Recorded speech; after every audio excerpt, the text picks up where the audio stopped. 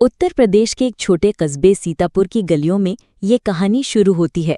यहाँ के पुराने मकानों, मिट्टी की खुशबू और संकरी गलियों के बीच दो मासूम दिलों की मुलाकात हुई जो धीरे धीरे एक दूसरे की दुनिया बन गए।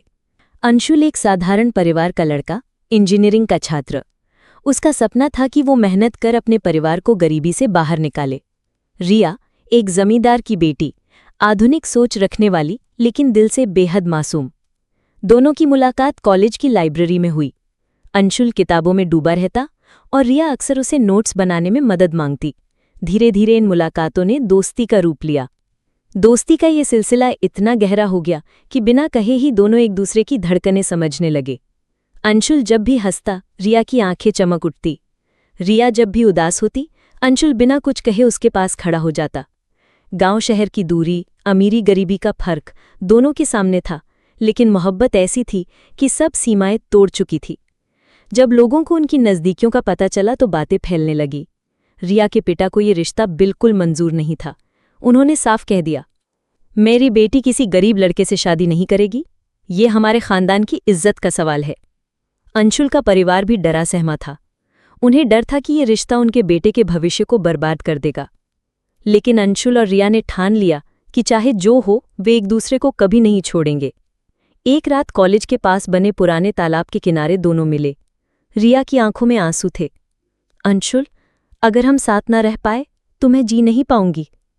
अंशुल ने उसका हाथ पकड़कर कहा, रिया, अब हमारी दुनिया सिर्फ हम दोनों हैं। अगर सब रास्ते बंद हो जाएं तो हम अपना नया रास्ता खुद बनाएंगे।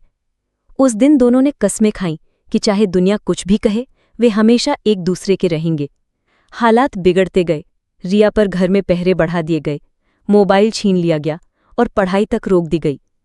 अंशुल बेचैन हो उठा।